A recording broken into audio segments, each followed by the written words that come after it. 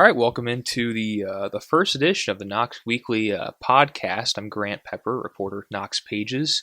This is going to be something that I do every so often. It'll be exclusive to our Sunday newsletter. And one of the things I wanted to do with this is to kind of give you, our readers, kind of a behind-the-scenes look at how our reporting processes work. I'm joined today by Mark Sebastian Jordan, who's obviously our History Knox columnist, and he's going to talk a little about his reporting processes today. We'll talk about his story last week about Nuck Harris, and a little more. So, Mark, thanks for joining me today. My pleasure. Glad to be here. Yeah.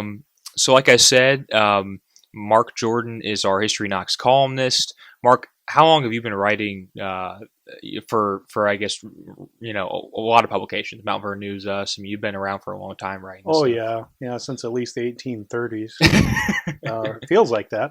I've been writing for a long time. I've always been a writer. That's always been my thing, even since childhood. I gradually got more and more interested in history as the years went by. And I first started writing history articles for a publication that used to be around called the Black Swamp Trader and Firelands Gazette. It was a monthly Really? publication. And where's that based out of? It was based out of, I think Port Clinton, okay, or someplace like that. So it kind of did north central Ohio. Yeah. And I wrote a historical column for that publication every month. But I had meanwhile been getting into local history, been getting into history through my own family tree research, and becoming more and more fascinated by it.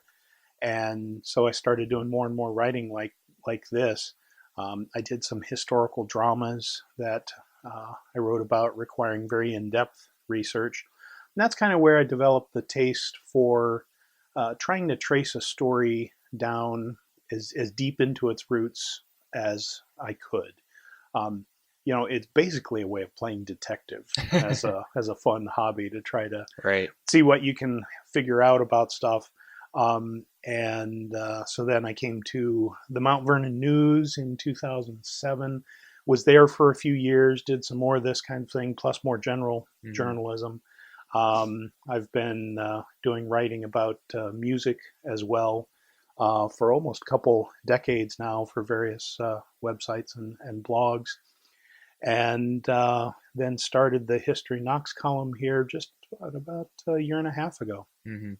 And what is it about history, maybe local history, that draws you to it? Because I had the temerity to look at the thing all of my high school classmates said. I went to Shelby High School. Grew up with a lot of people who said, man, this is the most boring place ever. I can't wait to get out of here. Nothing interesting happens here, and nothing ever has. And I just thought, okay, I'm going to check that out and see if that is in fact the truth. And it was not the truth, because this whole area here has some strange and wild history to it. And once I figured out the truth, as opposed to what everyone goes around saying and repeating without thinking about it or checking into it, it was like a big aha moment. It's like, wait a minute, there's some interesting stuff. You can't just go around being lazy saying, oh, there's nothing interesting here, when if you actually delve into it, you find, well, there is a lot. And you don't just write; you do other variations of. So just kind of tell our readers what other stuff you do historically in terms of with storytelling, I guess. Yeah, I do a lot of storytelling.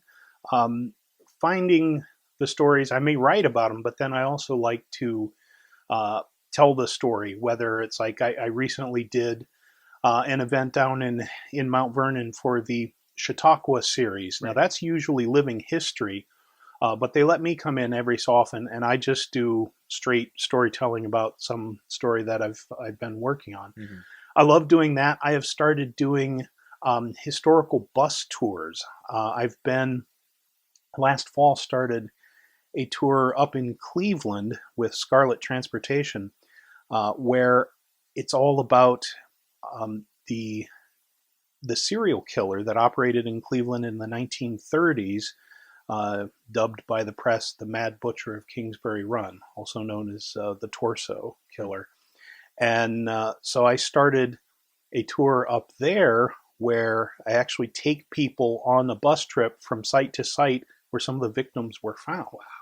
And boy, talk about something to really connect you with history. I mean, especially in a city like Cleveland, which, a lot of the old buildings survive there. You can go to some locations on this tour, and it's very easy to put yourself back in the 1930s and envision it all happening.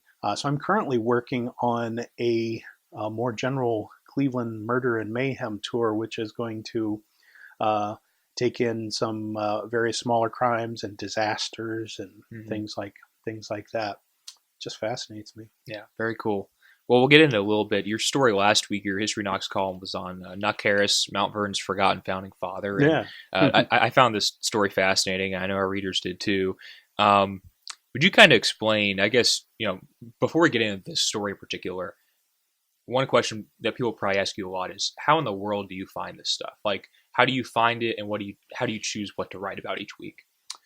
Well, finding it is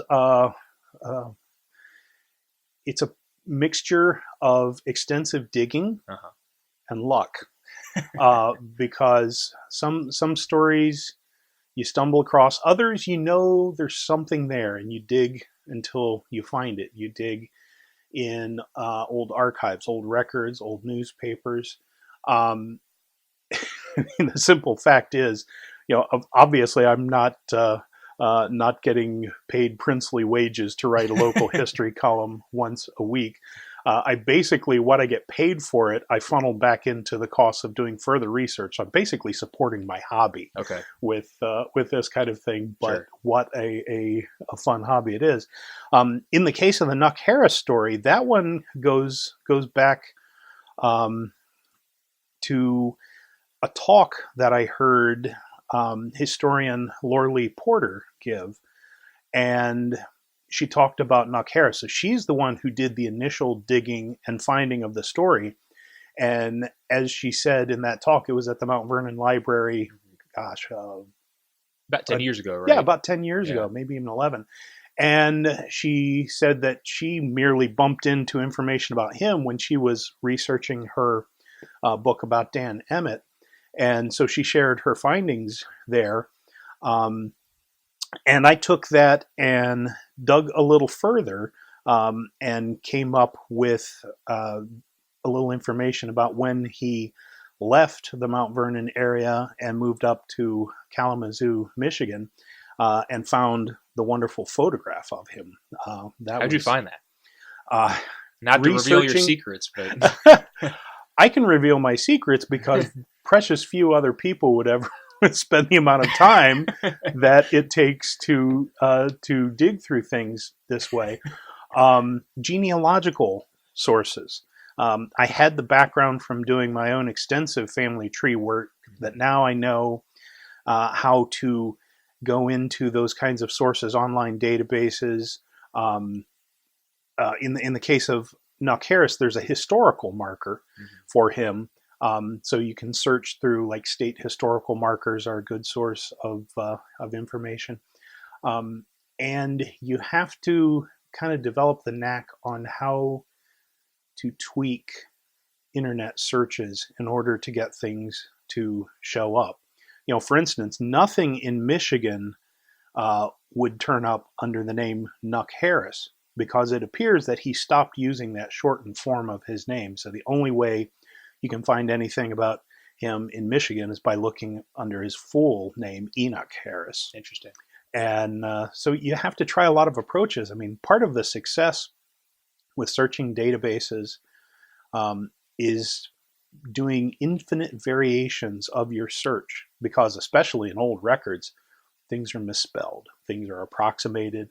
And sometimes you have to get creative in your approach before you finally shake loose the information that you figure is out there somewhere. Old newspapers are a great resource as well. Some of those you have to go into libraries and crank through the microfilm.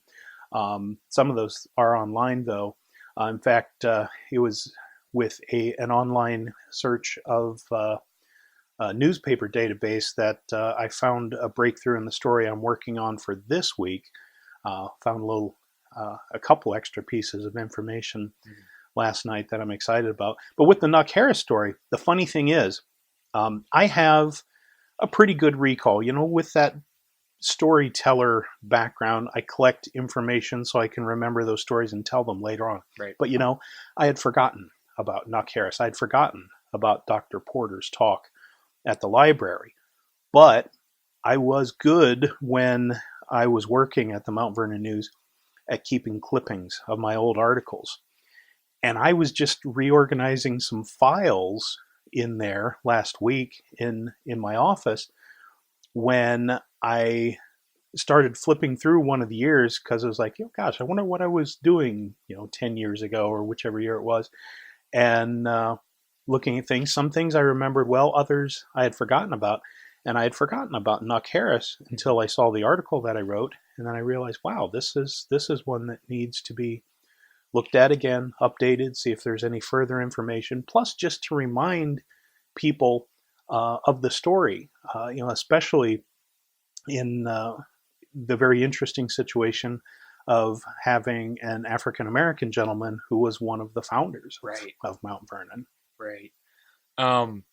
Let's walk through the story a little bit. So obviously this story, and you can read this, we'll link to it in this in the story notes here in the podcast notes. But I think one of the interesting things that stood out to me is obviously, Knox Harris was someone, like you said, he owned, according to the research you cite, about a sixth of Mount Vernon at one point. And this would have been pre-Civil War, around the Civil War era, I guess. And this is starting pre-Mount Vernon. Okay. Because, what I'm trying to think, the county itself was formed in, 1808? I think that's right. Yeah. So he was there even before that.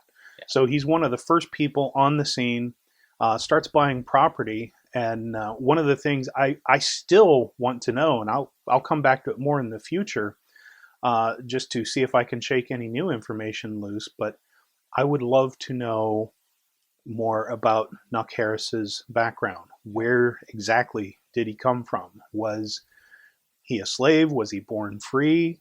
How did he have the money to come out and start? Perhaps he had been given his freedom and a sum of money, the way some planters did in that early period. But it's just fascinating. You find out a certain amount of information and you want to know more. Mm-hmm. And often that's just tantalizingly just a bit out of reach. Mm-hmm.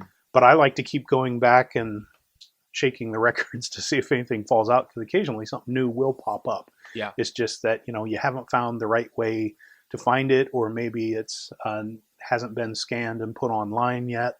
But, with the case of Knox Harris, we know he was from Virginia. But Virginia was a huge state at that time, including what is now West Virginia. So we don't even know where to begin looking on the county level. Right. And it was, 2 centuries ago. So what's out there? It leads me to so as a writer myself, like I have a hard time knowing when to stop, like in researching, reporting. That's my biggest, I guess, not fear, but I don't know when to stop reporting, because I like to go deep on things. Mm-hmm. And so how do you take a subject like this, which is fascinating, and say, I'm going to cut it short right here and I'll run this story now and I'll do this later? Well, it usually involves a deadline. Right. I would assume that's the main reason. I would like to say that I'm this wonderful proactive historian who writes his articles well in advance. No, usually our editor, Larry Phillips, is probably chewing his fingernails waiting for my article to show up in time for publication. It's with some stories, I mean, I know I'm on something good if I have found some kind of aha moment. With Knox Harris, the aha, or the new information I had, was finding the picture and taking his story a little further than what was popularly known around here before. So that's when I know I've got something worth doing as an article. I mean, there's plenty of times I have started research on an article idea, but I didn't come up with enough to really feel that it was worth doing, and I just dropped it, moved on to something else. There are times when I have started going deep and just open up a whole world of information. That's when I know, okay, to do this story justice, I am going to have to go deeper. And what I have done in those situations is done a continuing series of columns, like with the Maplehurst murder Right. series, ended up being a total of 5 related columns. And that's a lot, but that's what was needed to do justice to the story. So I guess I ultimately think, what does it take to tell this story the right way, to really get the idea across what happened and why does this matter? Why should you bother reading it? There are different levels, of course, in writing a column like this. Sometimes I'm just looking for something quick, fun, just a quick read, maybe a picture with it, give someone a smile and move on. And then others are much more in depth, like the Maplehurst murder story or the Linda Kohlmeyer murder story, which I did so much in-depth work on that single story that I pretty much set aside my entire life for a couple of weeks as I worked on that story. But I felt that it was important. That's what it needed. So it's ultimately just deciding how important this story is. Sometimes it comes down to the fact that you recognize as a writer and researcher, if I don't do this, who's going to? And that's a responsibility. And when it comes down to that, I figure, okay, I'm just going to do what I feel should be done. If no one else is going to do it, then I shoulder that responsibility. That's a lot of responsibility. It is. One of the interesting things about this Knox story is you mentioned in about midway through that he was remembered as the first person to plant an apple orchard in Kalamazoo County, Michigan. Yeah. And was that original research, or was that from the talk you'd covered, or do you remember where you found that? Or that's pretty fascinating. That is fascinating. I don't remember if Laura Lee Porter mentioned that or not. It's definitely mentioned in some of the Kalamazoo County sources, and just it's once you know that information and know that he was in Mount Vernon during the time when Johnny Appleseed was there, suddenly it comes together. Well, where would he have gotten the idea of doing that other than from Johnny Appleseed? Is that like, what feeling does that give you to make that connection? Are those connections things you're looking for deliberately when you're researching? Absolutely. Because everything is connected. And when you're delving into research, say on the Ohio frontier period in the early 1800s, we're so used to thinking of these towns around here the way they are now. With Mount Vernon having, I don't know what the current population is, 16,000. Well, in this early historical period, the population of Mount Vernon is just a handful of people. So if you can find out one piece of information about one of them, that is almost certainly going to lead you to other pieces of information about the others. So the connections are very close, and following those connections can lead to spectacular discoveries. The sentence after that is anything is possible, and that's an example just from we'll go a little bit into writing here. That's an example, obviously, in this piece of you being a columnist. Like, that's you putting your voice into the story, and you're pretty selective with how you do that in your columns. What's your general when you're sitting down to write these stories? At what vantage point are you writing from? I guess if you could describe your outlook as a columnist, how do you try to portray yourself as the storyteller?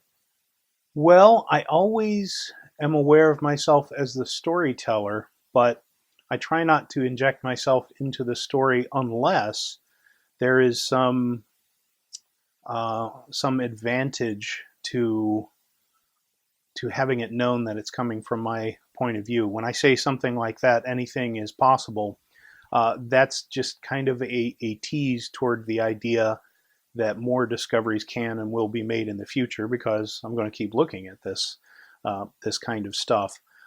It's not my goal to inject myself into the story, but when you do in-depth research, sometimes that becomes part of the story itself. Like when I wrote about the Linda Kohlmeyer case, I was specifically writing about that because I knew Dylan McCammett, who was the reporter who covered the part of that story for the Mount Vernon News when they were doing the DNA research that ultimately solved it. And so I did have a personal connection there, and that had to be part of the story. This is why I was doing it, to honor the work that he did chasing down that story. So I'm not rigid about keeping myself out of it. And sometimes it's for no other reason than just to make a joke that I'll refer to myself into it, because you have to have a sense of humor about all of this stuff, because I don't want it to, well, like I say, I always point out that I'm a storyteller. An official trained academic historian wouldn't want himself to be part of the story. But that's not what I am. I did not pursue that. I was an English major in college who spent most of his time at the theater. And so for me, it was all about storytelling. And I developed this interest in history just because history can tell us so much. I get frustrated at times from people who wax rosy about the good old days, when it's like, if I could dig into history, I can tell you there never were any good old days. This world has always been as messed up as it is now. People have been just as strange as they are now. A few particularities change along the way, technology, the ebb and flow of economics. But the past is sometimes tantalizingly close. I love finding those moments in stories where you just suddenly feel like, I get it. I feel what these people were doing, what they're experiencing. I can relate to that so closely. It's just like 200 years dissolves, and you're right there with them. Yeah. Well, obviously, if our readers want to read the Nuck Harris story you've got on our site, we'll link to it in the story notes. It's a great story, and I'd recommend reading it if you haven't already. Mark, you said you had a little bit of information if you kind of want to tease your story this week. What are you working on? I am working on, this one actually came about, this is one of where it's just, pure luck, stumbling across a bit of information, because I was doing some research for one of these upcoming tours in Cleveland that I'm working on. And I found a case of a physician named Dr. Alfred Scully, who was murdered in Cleveland in the year 1930. And that in itself is the focal point of the story that I'm going to tell on the tour. One of the parts of the story, though, is that after the news was wired to the newspapers around the country about Dr. Scully being killed, a woman showed up in Cleveland who had come up from Florida, where she lived, and suddenly announced to everyone's shock that she was Dr. Scully's wife. Oh, wow. And that she had a son by him, and she had had to keep it secret all of these years. Nobody even knew he was married or had a kid. And after finding out that he had passed away, she decided that she wanted to formally apply to receive something from his estate. Sure. His will, unfortunately, had not been updated since he had made it out years before he got involved with her or the kid. So it didn't officially say anything about them. But they were able to turn up paperwork showing that she actually really did have some kind of connection with this. They were never able to prove there was an actual marriage. So it may have been one of those sort of under the rug kind of deals. But the fascinating thing is she grew up in northwestern Holmes County near the Knox County border, right around the area where I live, actually. And She lived in Mount Vernon for a while, around 1915, working as a telephone operator. And so there's a local connection, and I've been trying to dig up a little bit of information about that woman and how she went from here to Cleveland, then ended up living in Florida for a while and different places around the country. Yeah. And she only lived to be in, I forget off the top of my head, but she only lived to be like 33 or something like that, died of tuberculosis. And she was constantly changing her name, using different variations of her name. So it's a strange and fascinating story, but find that her local roots go at least back to Fort Fizzle. Have you ever heard about Fort Fizzle? See, this is the kind of thing when I love finding the additional little piece of information that drills it a little deeper. It was well known that this area, this region, during the Civil War, was sympathetic to the South and the Confederate cause. There were a lot of people around here that the authorities were trying to keep an eye on because they weren't entirely committed to the Union cause. Really? And it so happened that in Holmes County, a group of farmers decided that they were going to just, flat out rebel. And so they seized an old building and armed themselves and, were going to put up some sort of a fight. Well, the federal authorities sent some troops in, and they settled that whole disturbance down in about one afternoon. And the place where the farmers had briefly garrisoned themselves became popularly mocked as Fort Fizzle. Well, there was a guy walking by with his rifle who had been out squirrel hunting, and he blunders into this whole scene. So the federal troops seize him thinking he's one of the rebellious guys. Yeah. Turns out this guy, Ulysses Mitchert, was the grandfather of the woman involved in the Scully murder case in Cleveland. So there I've got my local connections and enough of a story to do something with. That's awesome. Well, if you haven't read it already, again, this will be in our newsletter Sundays, so make sure that'll be our first story in the must-read section, so check it out. Mark, thanks so much for talking to me about your storytelling. If you like Mark's storytelling and you like our storytelling as a website, support us. Become a member at knoxpages.com. Go up to the top right, click Become a Member, and you can help support what we do and what Mark does every week. So again, thanks, Mark. This has been the Knox Weekly Podcast. Have a great Sunday.